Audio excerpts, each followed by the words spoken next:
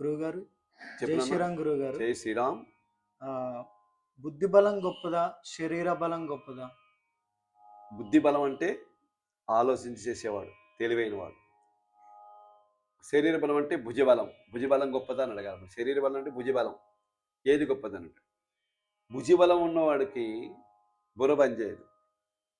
బుర్ర ఉన్నవాడికి ఒకే వాడి బలం లేకపోవచ్చు, కానీ దాంతో ఆ బుద్ధి బలంతో దేనైనా సాధించగలుగుతాడు వాడు. దానికి చిన్న స్వామి ఒకసారి ఒక చిన్న కథ చెప్పారు మన భగవాన్ సత్యవాడు. ఎలా అంటే ఒకసారి ఒక నది ఒడ్డిన చెట్టు ఉంది. ఆ చెట్టు మీద ఒక కోతి ఉంది. ఆ నదిలో ఒక ముసలి, ఆ ముసలి జీవిస్తుందన్నమాట. అయితే ఏం చేస్తుంది, ముసలి ఒడ్డుకు వచ్చినప్పుడల్లా ఆ చెట్టు పైన ఉన్న పళ్ళు కోతి తిని కొన్ని పళ్ళు స్నేహితులా నీకు కూడా ఇస్తా అని చెప్పి రోజు ఇస్తుంది. ఆ రోజు క్రొకోడైల్ అంటే ఆ ముసలి రోజు తింటుంది. తినేసే ధన్యవాదాలు చెప్పి వెళ్ళిపోతుంది.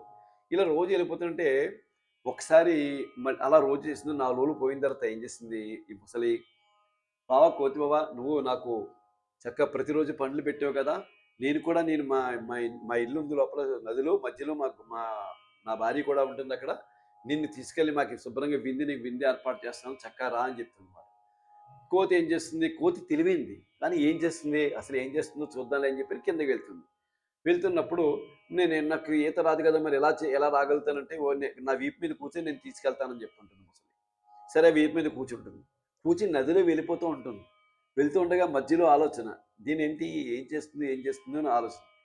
అయితే తీసుకెళ్తుంటే అప్పుడు మధ్యలో చెప్తుంది. ఆ తెలివి తక్కువది కాబట్టి ముసలి ఏం చేసింది, విషయం బయట పెట్టింది. మధ్యలో వెళ్ళగానే కొంచెం దూరం వెళ్ళగానే, ఏం లేదు కోతి బావా, నా భార్యకి, నా భార్య ముసలికి నీ కోతిగండి అంటే ఎప్పటిమట్లో తినాలని కోరిక, ఆ కోరికతో నేను తీసుకెళ్తున్నాను, నీ గుండె తనకి తినిపించాలని చెప్పంటే, అప్పుడు కోతి ఏం చేసింది, తెలివిగా బుద్ధి బలంతో ఏం చేసింది, అయ్యయ్యో ముందే ఈ విషయం నాకు ముందే చెప్పొచ్చు కదా, అక్కడ ఉన్నప్పుడు చెట్టు దగ్గర ఉన్నప్పుడు ఆ గుండె నేను చెట్టు మీద వదిలేశానని చెప్పింది.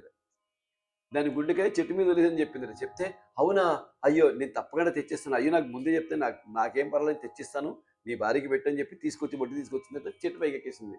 ముసలి రా బావా అంటే, ఏమొస్తాను, నువ్వు నన్ను మోసం చేస్తాను, నువ్వు తీసుకెళ్తా అని చెప్పి నా గుండెకాయ నీకు కావాలా, ఇప్పుడు వెళ్ళని చెప్పింది. అంటే చూసారా, సహాయం చేసిన మనిషికి అన్యాయం చేస్తారు, అలాగే ఉంటుంది. కాబట్టి దాన్ని తెలివితేటలుగా ఏం చేసింది, బుద్ధి బలంతో, దీని బలాన్ని బుద్ధి బలంతో ఎదిరించనమాట. అంటే మనిషికి బుద్ధి బలం ఉండాలి. భుజబలం గొప్పది కాదు, ఎప్పుడు కూడా బుద్ధిబలం ఉండాలి. భుజబలం గొప్పదే, ఆ బుద్ధిబలం మంచిగా ఉపయోగిస్తే గొప్పది.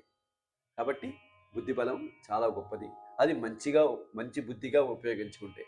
సరేనా? సాయిరామ్. సాయిరామ్ గురువు.